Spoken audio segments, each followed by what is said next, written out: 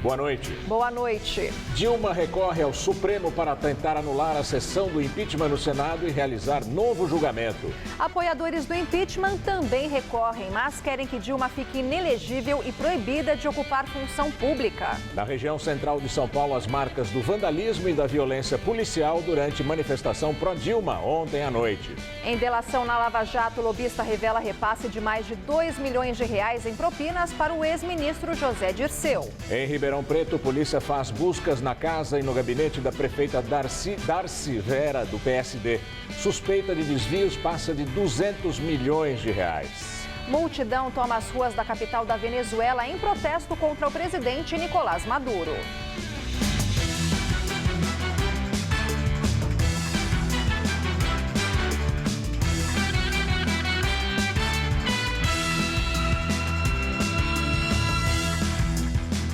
As audiências no prédio do Fórum Trabalhista Rui Barbosa, na zona oeste de São Paulo, estão suspensas até segunda-feira para que sejam colocados tapumes de madeira nas rampas e nos vãos dos andares do prédio. A medida foi adotada depois de 6 suicídios no prédio. Na grade dos portões fechados na calçada, o aviso. As audiências e o expediente estão suspensos por 3 dias. Quem foi surpreendido reclamou da viagem perdida. Eu vim de longe, vim lá de Barueri. E não vi nenhum lugar falando que estava fechado, né? Eu tô com a internet o tempo inteiro conectado e não fui informado, não. Eu vim dar uma olhada num processo. Não sabia que estava fechado? Não. E agora? Aguardar, né? Não tem jeito. Eliana, que veio para a audiência de um processo que se arrasta há 2 anos, lamenta que perdeu a tarde de trabalho. Agora eu vou esperar eles me ligar para poder marcar outra audiência, né? Pensei que eu ia pegar uma declaração e agora nem declaração nem audiência. Quer dizer, não tem o que você explicar no seu serviço? Tem, eu tirei a foto aqui do papel para mostrar que eu vim até aqui, mas aconteceu isso, infelizmente. De acordo com o Tribunal Regional do Trabalho, as audiências serão remarcadas sem prejuízo aos prazos legais. Em média, são mais de 1.000 por dia. E as partes serão informadas da nova data a partir de terça-feira, quando o atendimento será retomado. O expediente foi suspenso para instalar tapumes de madeira nos parapeitos dos andares. Solução provisória para bloquear o vão de 70 metros de altura que fica entre as 2 torres. Na segunda-feira, um homem pulou do 17º andar com uma criança de 5 anos no colo. Foi o 5º caso de suicídio de que se tem notícia desde que o fórum foi inaugurado em 2004. Segundo o tribunal, existe um projeto de reforma já aprovado para instalar vidros em todas as rampas e parapeitos. Uma obra com custo estimado em R$6 milhões e que deve durar 1 ano, mas que ainda não tem data para começar e nem sequer para fazer a licitação. É que depende do dinheiro, que não está disponível no orçamento. Na época da construção, nos anos de 1990, o Fórum Trabalhista foi objeto de um escândalo. O então presidente do tribunal, o juiz Nicolau dos Santos Neto, o Lalau, foi pego num esquema criminoso que desviou mais de R$190 milhões da obra. A construção de um centro de especialidades médicas prometido pela Prefeitura no Jardim Edite, na Zona Sul de São Paulo, é motivo de polêmica. A Justiça já deu sentença favorável aos moradores, mas a Prefeitura, que até hoje não fez a obra, contesta. Na audiência pública na Câmara dos Vereadores foram ouvidos representantes da Prefeitura, moradores do Jardim Edite e também da Defensoria Pública, que afirma que o município não cumpriu um acordo judicial que determina a construção de uma AMA Especialidades no conjunto habitacional. A unidade já deveria estar funcionando. A Prefeitura alega que não tem viabilidade técnica para construir uma AMA ali, mas não comprova isso, e também que não teria demanda naquela localidade, mas existem muitos moradores ali e eles não têm nenhum centro de especialidades médicas próximo. As obras fazem parte do projeto Operação Urbana Água Espraiada, de revitalização da Avenida Roberto Marinho, na zona sul da capital. Elas foram iniciadas na gestão do ex-prefeito Gilberto Kassab, em 2011. Além dos apartamentos para as famílias de baixa renda e uma creche, o projeto previa a construção da AMA. Mas os moradores são atendidos numa unidade básica de saúde. Quando você precisa de uma especialidade, é muito difícil. A gente está esperando e precisa, não só a gente, só eu. Muitas pessoas, tem muitos idosos lá. Agora, a pedido da Justiça, a Prefeitura terá que apresentar novamente um estudo técnico de viabilidade de instalação da AMA no local. Para o juiz Alberto Alonso Munhoz, a UBS e a AMA são equipamentos distintos e complementares. Ele determinou a suspensão imediata das obras no conjunto habitacional do Jardim Edite, com pena de multa diária de R$10 mil, até que o município apresente um novo projeto. Na audiência pública, os representantes da Prefeitura afirmaram que o acordo com a Justiça foi sim cumprido e que a Unidade Básica de Saúde do Jardim Edite atende à demanda dos moradores e que também não há previsão de construir um centro de especialidades na região. Nós construímos uma unidade que nós denominamos Unidade UBS Integral, que, na verdade, englobava as atividades da AMA, porque funcionava até 19 horas, atendendo ao sábado e com programas bastante amplos de atendimento à população. Seu Amadeu mora no Jardim Edite há 25 anos e espera que o Centro de Especialidades Médicas seja construído. Eu espero que essa promessa corra já para nós, aqui para todos nós. Ex-presidente da Eletronuclear, Otton Luiz Pinheiro da Silva, tem transferência para a prisão militar autorizada. Desde julho, ele está preso em Bangu 8, no Rio de Janeiro. No começo de agosto, Otton Silva foi condenado a 43 anos de prisão por crimes cometidos durante a construção da usina nuclear Angra 3. Otton foi preso pela primeira vez durante a Operação Radioatividade, 16ª fase da Lava Jato, deflagrada no ano passado. O foco das investigações eram os contratos da Eletronuclear relativos a obras de Angra 3. Otton, que é vice-almirante da Marinha aposentado, ficou em uma cela especial de uma unidade prisional militar em Duque de Caxias. Em uma decisão, o juiz federal do Rio, Marcelo Bretas, afirmou que o ex-presidente da Eletronuclear foi liberado para usar telefone celular e teve regalias absolutamente incompatíveis com a custódia preventiva. Quando já estava em prisão domiciliar em julho, Otton foi preso novamente na Operação Pripyat, um desdobramento da Lava Jato, que também investiga a corrupção em Angra 3. Dessa vez, ele foi levado para Bangu 8. Agora, Otton voltará para uma unidade militar. 4 ex-executivos da Eletronuclear vão continuar em Bangu 8. Otton é um dos principais nomes da área de energia nuclear do país. O ministro do STF, Marco Aurélio Mello, determinou o desbloqueio de mais de R$2 bilhões da Odebrecht. A quantia é referente a contratos da refinaria de Abreu e Lima, em Pernambuco. O bloqueio havia sido determinado pelo Tribunal de Contas da União. O TCU estimou o valor levando em conta prejuízos aos cofres públicos causados por supostos superfaturamentos nas obras da refinaria, que foram tocadas pela Odebrecht e também pela OAS. A decisão do Supremo atende a um pedido da defesa da Odebrecht. Em vários relatórios, o TCU constatou superfaturamento nas obras. Defesa da ex-presidente Dilma Rousseff pede anulação do julgamento do impeachment ao Supremo Tribunal Federal.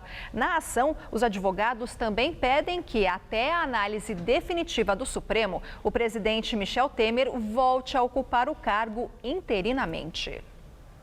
O objetivo da defesa é que os ministros declarem inconstitucionais, pelo menos de forma parcial, os artigos da Lei 1079 de 1950, usados pela acusação para imputar crimes de responsabilidade a Dilma. Se isso acontecer, faltará base para enquadrar os atos atribuídos à ex-presidente como crimes, o que poderia absolvê-la.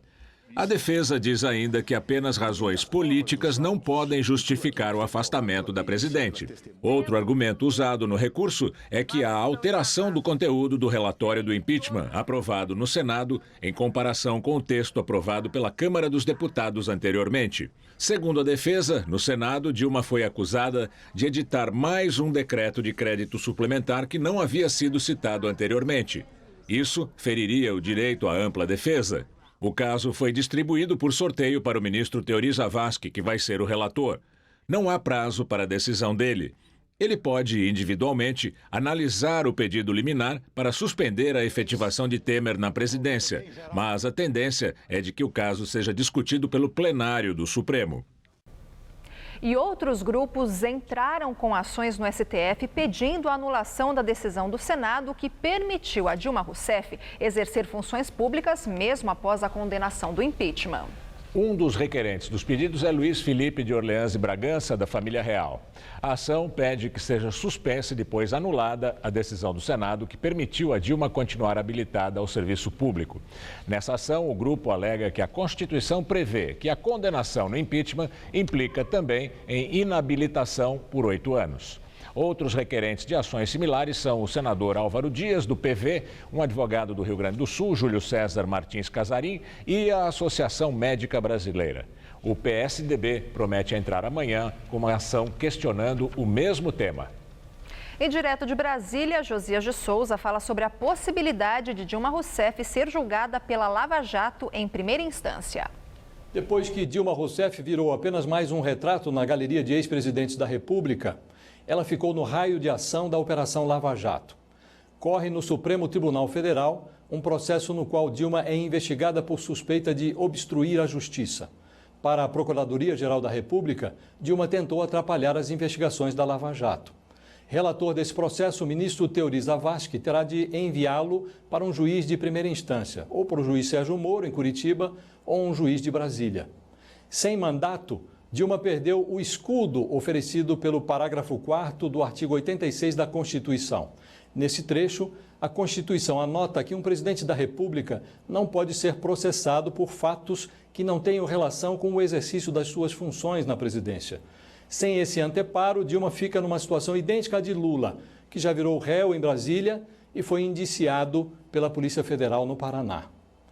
Corre no Paraná outro processo no qual João Santana, marqueteiro das campanhas do PT, já confessou ao juiz Sérgio Moro que parte do dinheiro sujo roubado da Petrobras foi parar numa caixa de campanha de Dilma Rousseff. E Dilma agora está ao alcance dos procuradores e do juiz Sérgio Moro. Isso ajuda a explicar por que o Senado Federal cassou o mandato de Dilma, mas manteve intacto o seu direito de ocupar funções públicas. Hoje, basta que um governador companheiro nomeie Dilma para uma secretaria de Estado para que ela ganhe o foro privilegiado do Superior Tribunal de Justiça, ficando novamente fora do alcance de procuradores e magistrados que atuam na primeira instância do Judiciário. Boa noite. Nas manifestações contra o impeachment e a posse de Michel Temer, agências bancárias e prédios da Universidade Mackenzie ficaram danificados. No protesto de ontem à noite, ao menos 5 pessoas ficaram feridas. 2 fotógrafos foram detidos e depois liberados.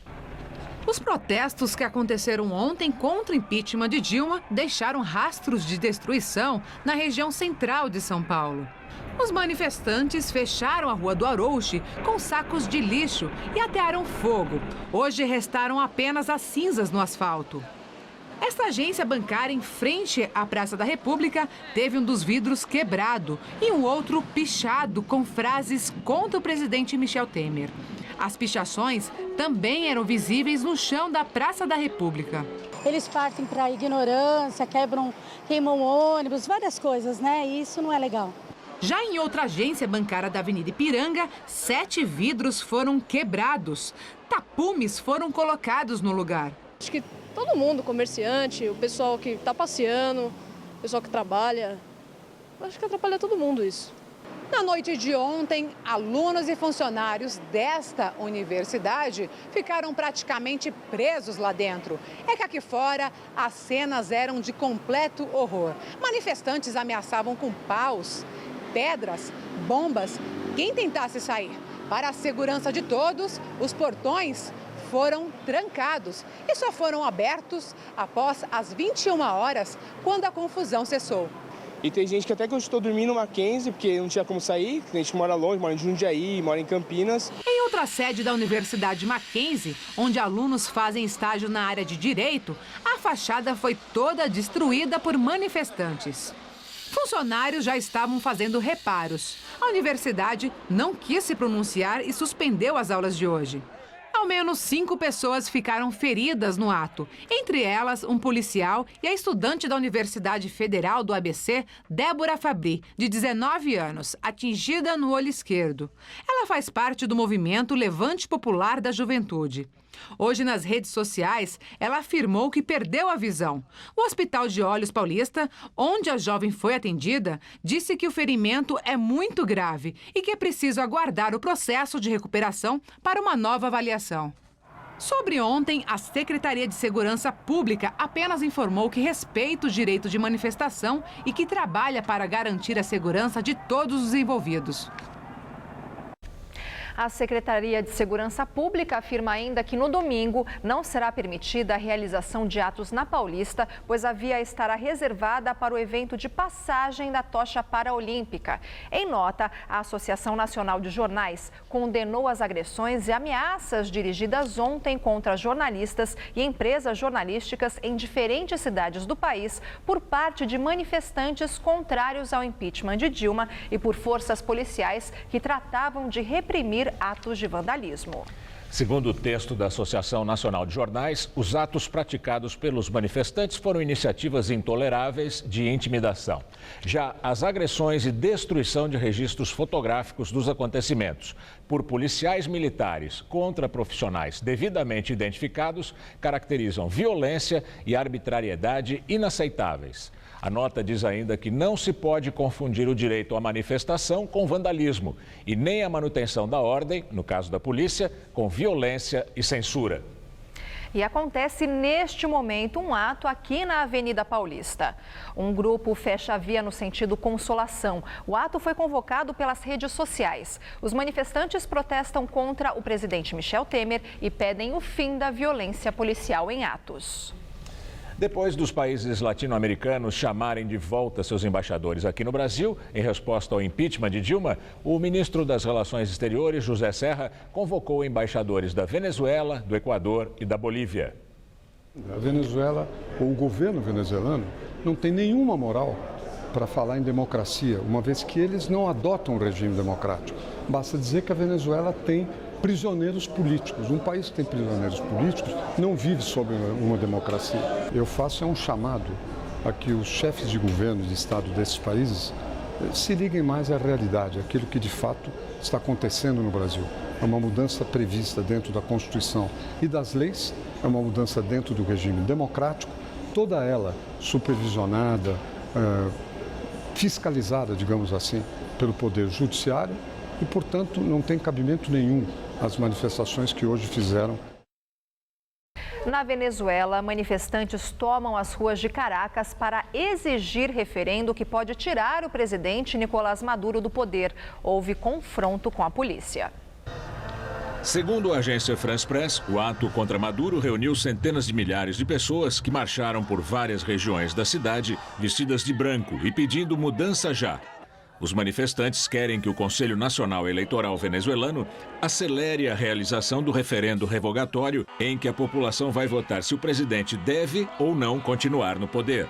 Estiveram presentes os principais líderes da oposição e organizadores da marcha, Henrique Capriles e Henri Ramos Alupe, o presidente da Assembleia Nacional. No fim do protesto, jovens mascarados com pedras e coquetéis Molotov entraram em confronto com a polícia, que lançou bombas de gás lacrimogênio. Policiais e veículos blindados acompanharam a manifestação. Desde o começo da semana, forças de segurança fecharam as entradas de Caracas para impedir que manifestantes vindos de outras cidades chegassem à capital. Novos protestos estão marcados para os dias 7 e 14 deste mês. A Venezuela enfrenta uma grave crise econômica e humanitária, com escassez de produtos básicos como alimentos e remédios. Maduro diz que os protestos são uma tentativa de golpe de Estado. Ontem, o governo venezuelano condenou o impeachment de Dilma Rousseff e chamou de volta a Caracas o seu embaixador no Brasil. Maduro também anunciou que vai congelar as relações com o Brasil. O presidente Michel Temer deve chegar à China na madrugada desta sexta-feira. Temer embarcou ontem à noite, logo depois da primeira reunião ministerial. São cerca de 30 horas de viagem.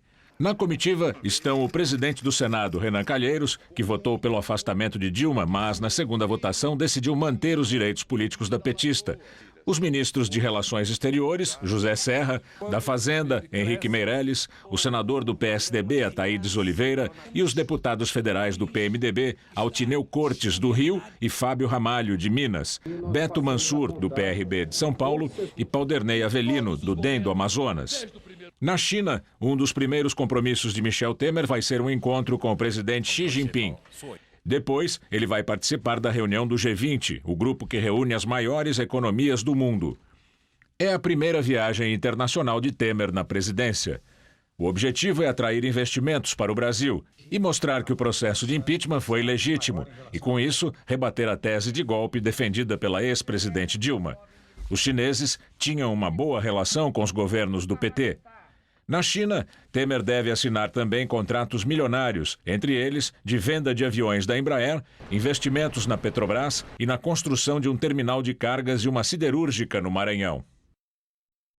Em depoimento ao juiz Sérgio Moro, lobista Júlio Camargo, delator da Lava Jato, confirma repasse de R$ 2.100.000 ao ex-ministro José Dirceu. Segundo Júlio Camargo, o dinheiro foi pedido pelo ex-diretor da Petrobras, Renato Duque, a título de um contrato da Petrobras com uma empresa de fornecimento de tubulações. Ele me disse, Júlio, nesse caso eu não quero nada para mim, mas eu estou precisando ajudar o ex-ministro Zé Dirceu. Está numa situação, não me lembro mais se era política ou alguma coisa, e existe uma demanda dele comigo, e você poderia ajudar repassando talvez metade dessa comissão que você vai ganhar, você repassaria a equipe que vai te procurar do Dr. Zé Dirceu. Duque está preso no Paraná e já foi condenado na Lava Jato a mais de 20 anos de prisão. Ele negocia acordo de delação premiada. Camargo disse que parte da propina foi paga em dinheiro e parte em horas de voo de 2 aviões de sua propriedade. O que foi repassado como crédito ao Dr. Zé Dirceu, a equipe dele, 2.100.000 aproximadamente. O lobista afirmou ainda que foi o irmão de Dirceu, Luiz Eduardo, também réu no processo, que o procurou para viabilizar o recebimento do dinheiro. O contrato inicial, segundo Júlio, era de R$ 250 milhões, tendo sido aumentado em pelo menos 100 milhões depois. José Dirceu já foi condenado na Lava Jato a 23 anos de prisão. Ele está preso no Paraná. A Polícia Civil apreendeu o arsenal encontrado dentro de um furgão em Pirituba. Segundo as investigações, o material pertence a uma quadrilha especializada em assaltos a empresas de valores. Foram apreendidos 4 fuzis, mais de 200 balas, além de coletes à prova de bala e carregadores. A polícia acredita que o arsenal estava sendo transportado para um depósito quando o furgão foi cercado. Houve perseguição, mas o motorista conseguiu fugir e abandonou a carga. Só neste ano, cidades como Ribeirão Preto, Campinas e Santos sofreram grandes assaltos a transportadoras de valores. Nesta semana, o DIEESE divulgou a taxa de desemprego na região metropolitana de São Paulo, que ficou estável entre os meses de junho e julho deste ano. Mas o número de desempregados ainda é alto. São quase 2 milhões de trabalhadores sem emprego.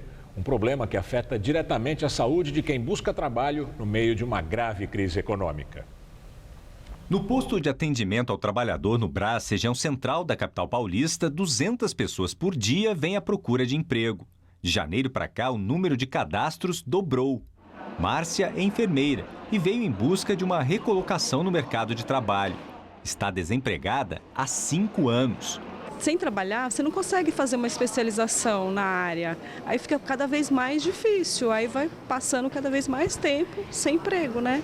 De acordo com o DIEESE, o Departamento Intersindical de Estatísticas e Estudos Socioeconômicos, o desemprego na região metropolitana de São Paulo ficou estável. A taxa passou de 17,6% em junho para 17,4% em julho. O número de desempregados foi estimado em 1.953.000 pessoas em julho, 37 mil a menos do que no mês anterior. Flávio está há 3 meses desempregado. Ele também procurou o posto de atendimento ao trabalhador. Eu trabalhei 10 meses, não consegui pegar o seguro-desemprego, porque agora só depois de 1 ano. E a gente, né, tô 3 meses procurando serviço, não consigo achar, e essa área é uma área que nunca passei por isso, nunca fiquei tanto tempo assim parado procurando, né? Mas o desemprego não afeta somente a parte financeira de quem foi cortado do trabalho. Especialistas afirmam que o que também pode estar em jogo é a saúde de quem está buscando uma recolocação no mercado. Uma situação que não se pode menosprezar. O professor da Unicamp, José Roberto Eluani, desenvolve pesquisas de gestão, saúde e trabalho e se diz preocupado. Para ele, as crises financeiras estão associadas ao aumento de doenças, como a depressão. Eu tenho a minha imagem pessoal e, para mim, grudada o quê? Na imagem profissional. Então, o insucesso ou a dispensa de trabalho faz com que eu me sinta o quê? Um nada, coisa. Puxa o meu tapete? Não, tira o meu chão. Ele está com um problema na sua cognição, ele está com um problema na sua memória, ele está inseguro, ele não tem mais uma identidade forte, robustecida, e ele se sai mal em todos os processos seletivos. Buscar ajuda de profissionais pode fazer toda a diferença.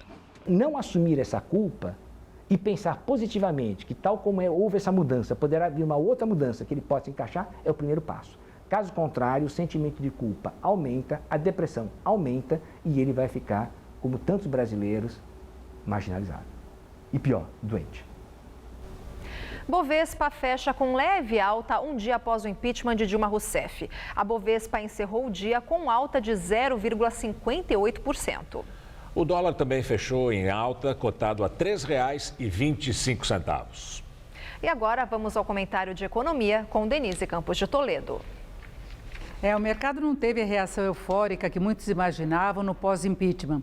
A questão é que o impeachment não garante a execução das mudanças que vão determinar um rumo efetivamente melhor da economia.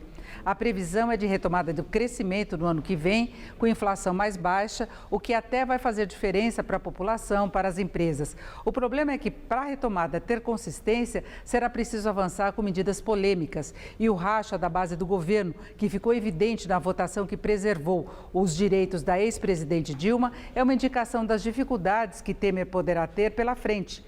A reestruturação das contas públicas, em princípio, já envolve temas polêmicos. Limitação de gastos, que inclui áreas prioritárias como saúde e educação, reforma da Previdência, revisão de relações trabalhistas. Outros governos que saíram das urnas sem o processo desgastante do impeachment não avançaram muito na reforma da Previdência, por exemplo. No discurso, boa parte dos políticos até defende as propostas, porque sabem que sem isso o país não vai entrar num rumo melhor. Até uma queda mais forte da inflação e, consequentemente, dos juros, depende do ajuste fiscal. O Banco Central deixou isso claro, mais uma vez, ao manter a taxa básica em 14,25% ao ano. Mas será que os congressistas vão endossar medidas que possam desagradar as bases, ainda mais agora, um ano de eleições? E os lobbies, as pressões que vão vir da própria sociedade? Qual a força política de Michel Temer, a capacidade de obter o apoio que vai precisar, inclusive dentro do próprio partido PMDB? A atual equipe econômica tem capacidade para administrar a situação com muito mais eficiência. Começamos a sair da inércia que deixava a economia sem perspectiva. O ambiente é de maior confiança. Já há até alguma retomada dos investimentos, mais recursos devem vir do exterior. O governo conta com um crescimento de 1,6% no ano que vem, o que vai ajudar a fechar o orçamento, já que reforça a geração de impostos. Mas o ajuste das contas que o país precisa vai muito além da meta de 2017, que ainda é de um rombo de 139 bilhões de reais. Eu volto na segunda. Até lá. Com queda nas importações e as exportações se mantendo praticamente estáveis, balança comercial teve em agosto o melhor resultado em 10 anos. No mês, o superávit foi de 4 bilhões e 100 milhões de dólares. No acumulado deste ano, a balança comercial registra um superávit de mais de 32 bilhões de dólares. O resultado é o maior saldo comercial para os 8 primeiros meses do ano, desde o começo da série histórica em 1989. Tivemos uma quinta-feira ensolarada em todo o estado de São Paulo e as temperaturas subiram. Aqui na capital, a máxima chegou aos 24 graus. Mas, sempre tem um mas, sim. Amanhã o tempo já deve mudar de novo. Mariana Armentano traz agora os detalhes da previsão.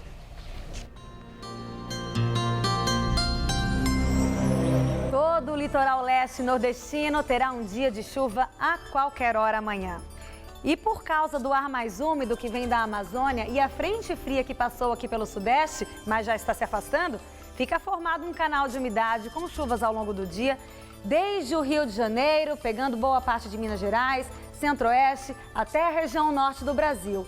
E no sul do país, áreas de instabilidade vão deixar o dia nublado no extremo sul gaúcho. E com os ventos úmidos vindos do mar, essa condição vale também para o leste do Paraná e leste aqui de São Paulo. Nessas outras áreas em amarelo do mapa, o sol predomina e olha o calorão lá na metade norte do Brasil, onde o ar está bem seco. Vai fazer até 38 graus em Teresina, 39 em Palmas. No Rio de Janeiro, a máxima fica em torno dos 27 graus, em BH 25 e em Porto Alegre 20 graus.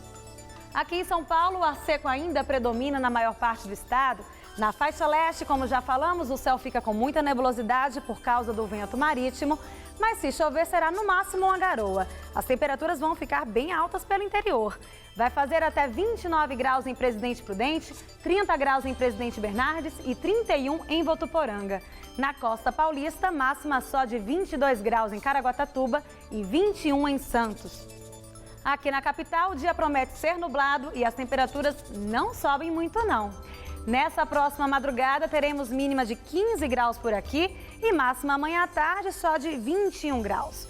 No final de semana, o sol volta a aparecer, mas não dá para descartar chances de chuva. A máxima deve chegar aos 24 graus, tanto no sábado quanto no domingo. O ministro do Supremo Tribunal Federal, Gilmar Mendes, criticou o fatiamento da votação do impeachment. Segundo ele, o formato foi bizarro. No entanto, segundo o ministro, caso o STF julgue o tema, não determinará o cancelamento da sessão do Senado. Eu acho que, sob o ponto de vista jurídico, me parece a decisão absurda, mesmo bizarra, não faz nenhum sentido. O texto constitucional, a mim me parece bastante claro, e a opção que adotaram de dizer que se tratava de penas autônomas, briga com os próprios fatos. Eu até brinquei hoje com colegas de vocês dizendo esse tipo de matéria não poderia passar num jardim de infância do direito constitucional, né? Ontem, o decano do STF, ministro Celso de Mello, também discordou do entendimento do presidente do STF, Ricardo Lewandowski, na sessão do Senado. Ele disse que não é possível separar impeachment da perda dos direitos para exercer funções públicas. No entanto, ele lembrou que o Supremo analisou em 1993 o caso do ex-presidente Fernando Collor, que renunciou ao cargo em meio ao processo de impeachment. Segundo o ministro, naquela ocasião, por 7-4, o Supremo entendeu que seria possível separar as duas punições, impeachment e perda dos direitos políticos. Mello votou contrário a esse entendimento. E agora vamos ao comentário de política com José Neumani Pinto. Só se fala no fatiamento. Então, a questão é muito simples de se entender. É o seguinte, a Dilma não é mais presidenta inocente, agora ela é ex-presidenta delinquenta. Ela cometeu delito e foi condenada por isso. Qual era a pena? A única pena. Não é uma pena suplementar, complementar nada, é a única pena. Ela é afastada do cargo com a perda por 8 anos de habilitação para exercer qualquer outro cargo público. Está escrito no parágrafo único do artigo 52 da Constituição vigente desde 1988, a dita cidadã. Pois é, o nosso preclaro ministro Lewandowski, no entanto, resolveu fazer uma outra leitura, levou um calhamaço de papel assim, passou o fim de semana todo copiando regimento da Câmara, regimento do Senado, a lei do impeachment, que é de 1950, para dizer que os senadores que poderiam resolver um destaque que tira a pena do crime. É como você condenar alguém por morte e dizer que ele está livre de cumprir a pena. A Dilma foi liberada de cumprir a pena por decisão unilateral, solitária, do senhor Lewandowski. Ele, em um determinado momento da sessão, quando aceitou o tal destaque proposto por Randolph Rodrigues, da rede da Marina Selva, ele foi perguntado pelo senador Cássio Cunha Lima, líder do PSDB, se havia exigência de 2/3, ele disse que sim. Eu entendi que havia uma exigência de 2/3 para o destaque poder tirar a pena do artigo. Não, ele interpretou que era 2/3 para tirar o destaque pedido pelo Randolph. Isso é simplesmente um atentado.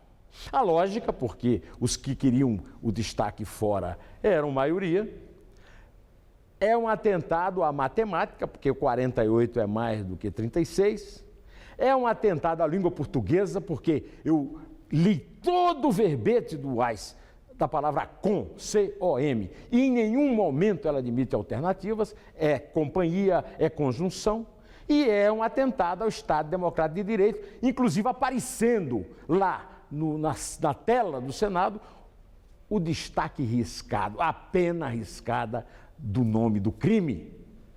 É um crime.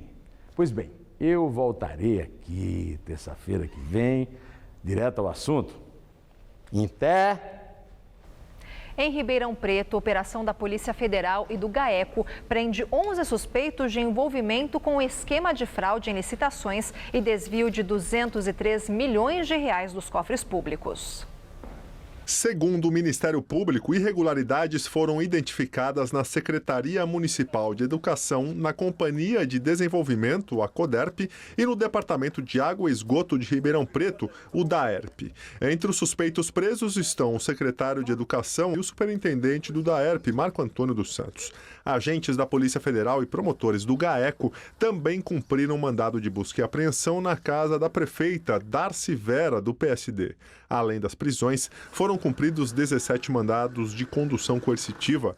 Entre os alvos, 9 vereadores foram levados à sede da Polícia Federal para prestar esclarecimentos. Os vereadores são suspeitos de indicar pessoas que deveriam ser admitidas pelas empresas terceirizadas que prestam serviços à Prefeitura e eram contratadas pela CODERP sem licitação.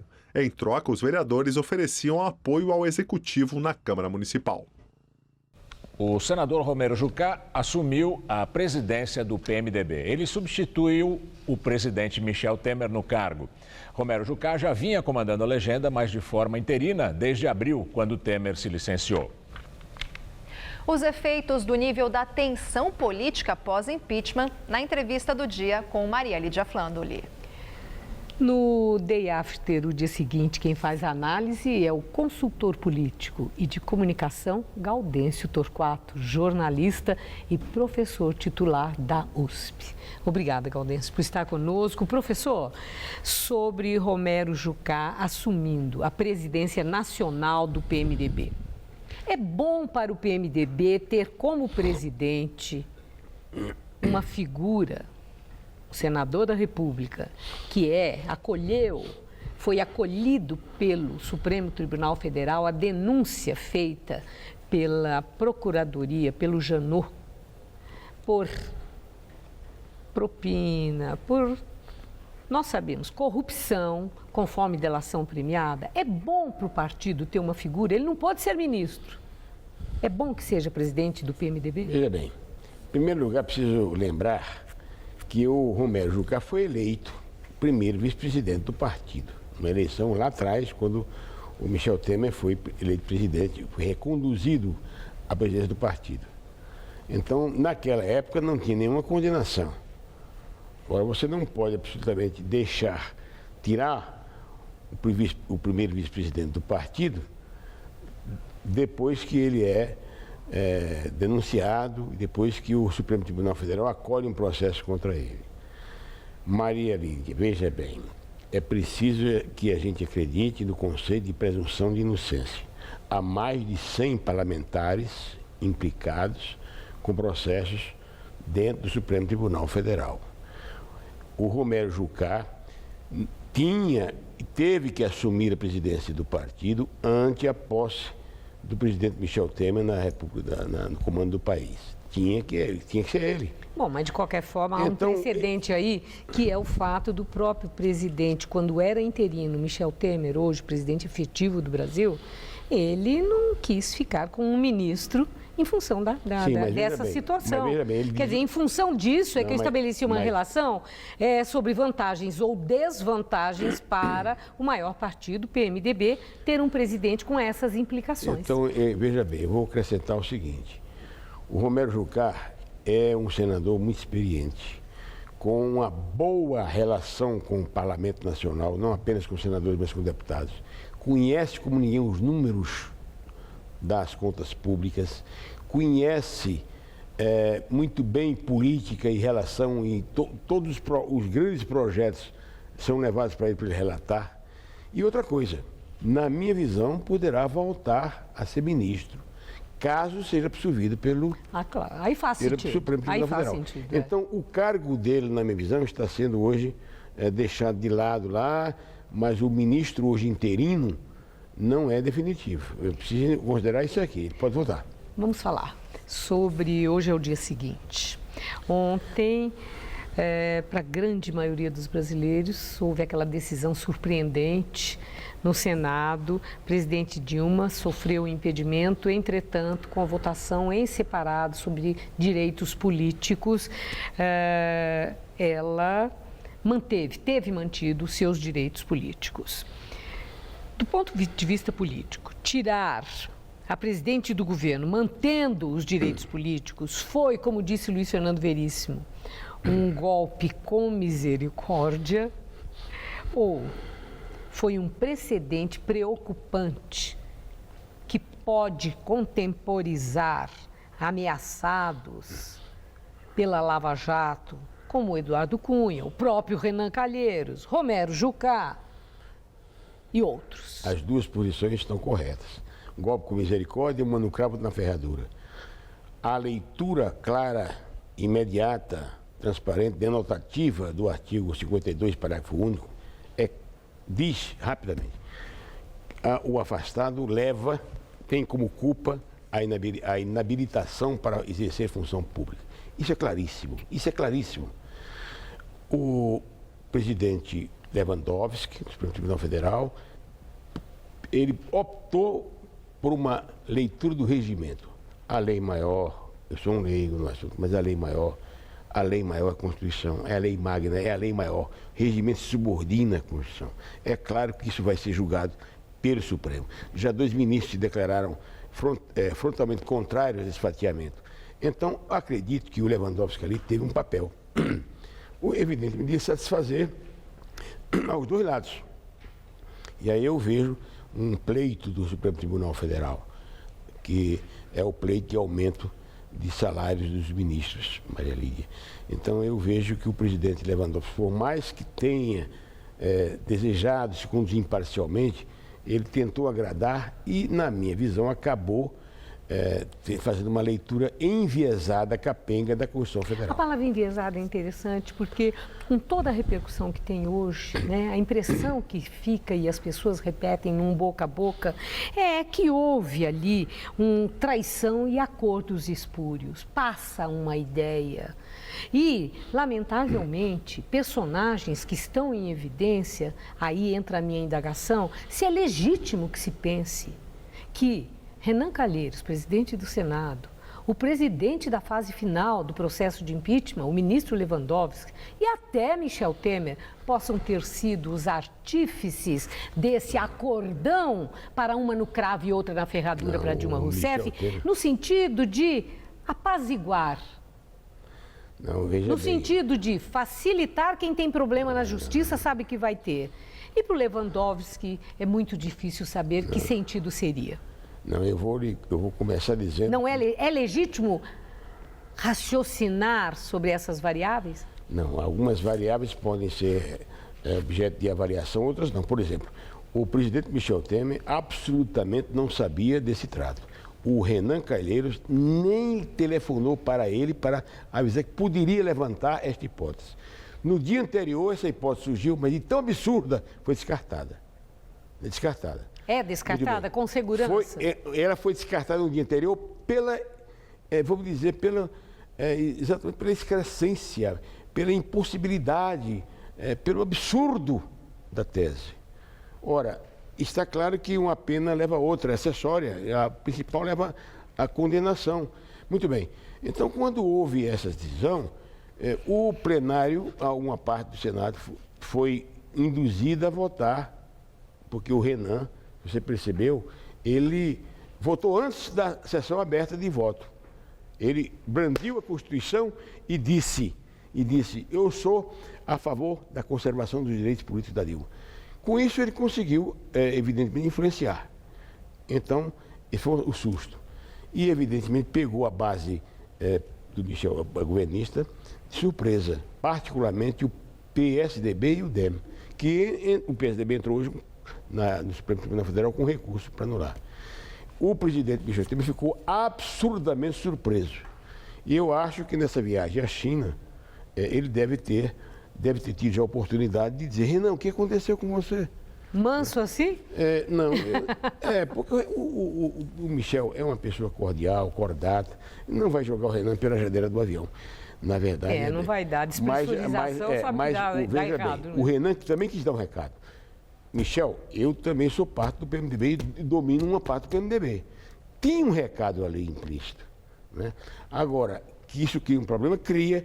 Daí porque eu acho que o primeiro problema do Michel na volta da China será o de harmonizar, o de costurar essa descostura na base governista. E nós, já fica aqui o convite para que o professor volte e vejamos sobre a habilidade dessa costura no sentido de conseguir unificar essa base fundamental para a aprovação de tantos projetos importantes. Ele vai conseguir, ele é muito hábil. Ele foi presidente da Câmara 3 vezes, ele vai conseguir. Muito obrigada, professor. Uma boa noite. Boa noite. Gamberini. O Tribunal Regional Federal da 4ª Região negou o habeas corpus preventivo a Paulo Okamoto, ex-presidente do Instituto Lula.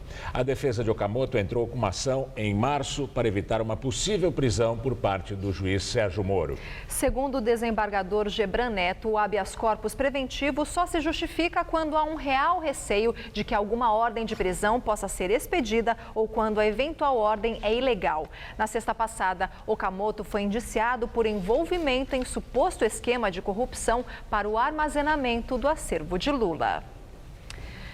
E no dia 29 de agosto, o Jornal da Gazeta mostrou uma reportagem sobre o Instituto Lula, dizendo que a Receita Federal iria suspender a isenção de imposto da entidade entre os anos de 2011 e 2014. Porém, o processo ainda não foi concluído e está sob sigilo fiscal. A entidade foi notificada da abertura do processo e terá 30 dias para apresentar defesa. Por ser uma entidade dita sem fins lucrativos, o Instituto não paga imposto de renda nem contribuições sociais, assim como ONGs e fundações, mas precisa prestar contas do que recebe e do que gasta. Caso seja comprovada alguma irregularidade, o Instituto poderá ter de pagar multa e impostos devidos. E você vai ver a seguir os gols dos times paulistas na Copa do Brasil. Corinthians empata e Palmeiras vence por 3 gols e encaminha a classificação. Esse time é feito de muita garra, de muita vibração. Esse time é feito de força, dedicação. É feito de guerreiros, vencedores, gente que vai lá e faz história. Petrobras, há 15 anos apoiando o esporte olímpico brasileiro. O paulistano não aguenta mais. Se você também acha que São Paulo tem que melhorar, a chance de mudança está nas suas mãos. Vote nos candidatos a vereador do Novo PP. Vote 11. Com o nome limpo e leal que você conhece, proponho lutarmos pela política da verdade, pelo absoluto respeito aos seus direitos. Se estivermos juntos, sua voz será ouvida e respeitada. Sou Curiati Júnior e o nosso número é 11111.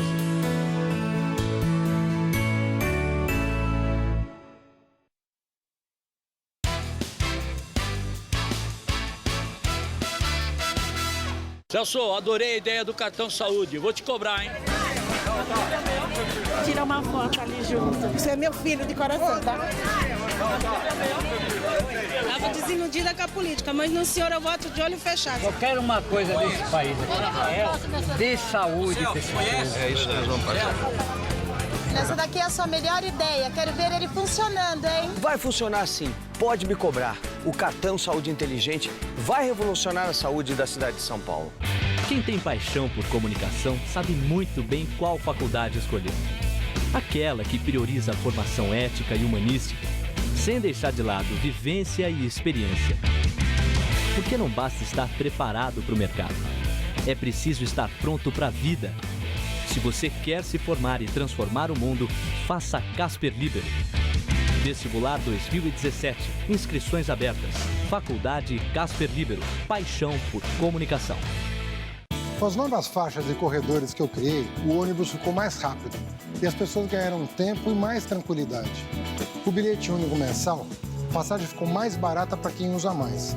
Por 30 dias, você usa quantas vezes quiser, inclusive no final de semana.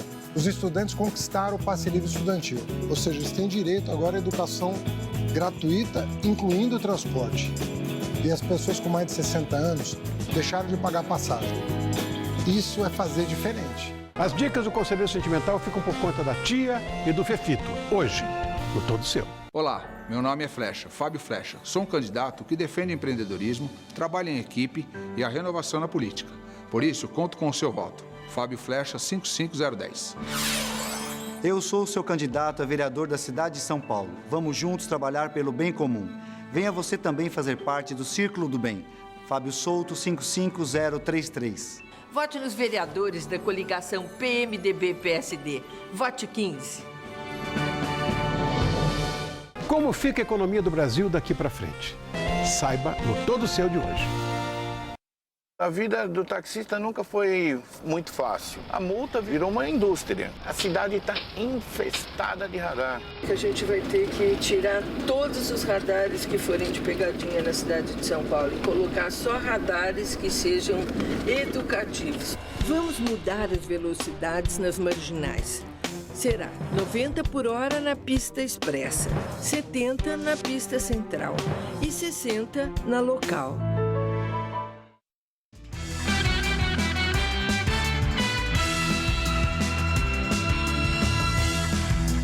Vamos agora às notícias do esporte com Luciana Magalhães e Celso Cardoso. Tite estreia na seleção brasileira, por enquanto, com o pé direito, né, Celso? Sem dúvida. Neste momento, o Brasil está vencendo o Equador por 2-0. O primeiro gol foi do Neymar, cobrando o pênalti. E o segundo, acabou de sair o Gabriel Jesus de calcanhar, ampliando para a seleção brasileira. Não deixa de ser um resultado surpreendente, Luciana. Não deixa de ser um resultado surpreendente, porque o Equador estava ali na liderança das eliminatórias, só perdendo por Uruguai no saldo de gols. A altitude de Quito, quase 3.000 metros, muito difícil de jogar. E o Brasil, uma seleção que está sendo montada agora, com jogadores chamados agora pelo Tite, a estreia de um treinador. O Tite vai mostrando que, além de competente, também tem uma estrela inquestionável. Faz milagre. Olha, 2-0 é praticamente um milagre, sem dúvida alguma. Bem, vamos agora pela Copa do Brasil, que o Inter e Palmeiras encaminharam bem a classificação para a próxima fase. O Corinthians também conseguiu um bom resultado. Empatou fora de casa com o Fluminense e para avançar para as quartas de final, basta um empate em 0-0 na Arena Itaquera no jogo da volta.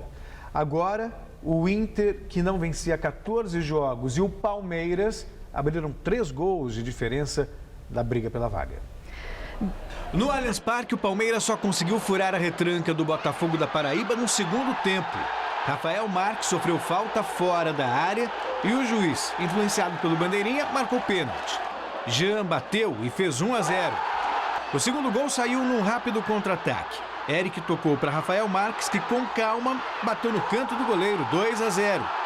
E para fechar o gol mais bonito da noite, Tietê enganou 2 adversários ao mesmo tempo para marcar um golaço. 3-0 Palmeiras. Fluminense e Corinthians se enfrentaram em Mesquita e foi o time da casa quem saiu na frente. Cássio saiu mal do gol e a bola sobrou nos pés de Marquinho. 1-0 Flu.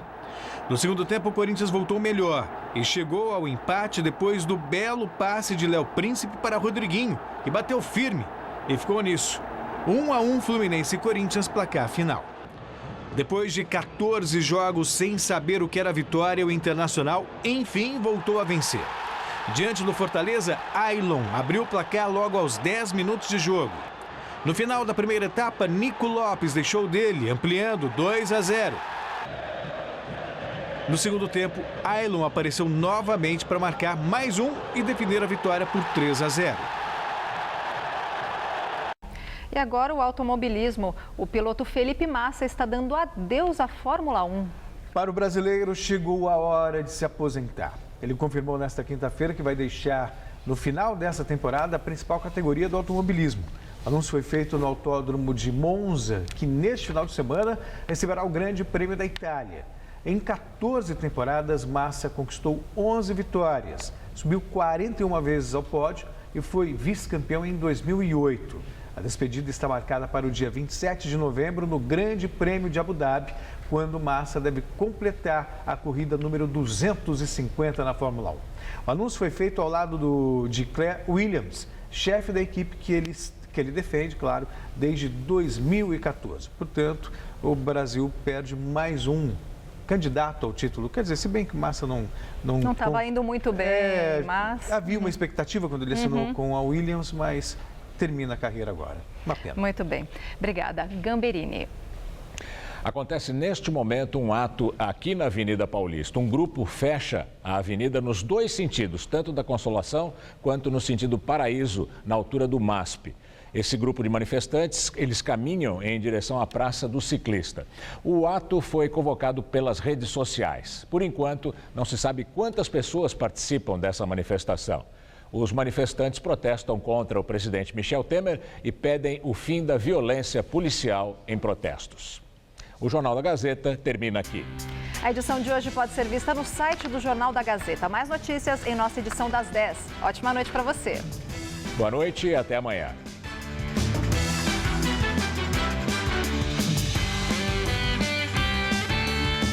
O melhor da gastronomia está no Todo Seu. Logo mais, 10h30 da noite.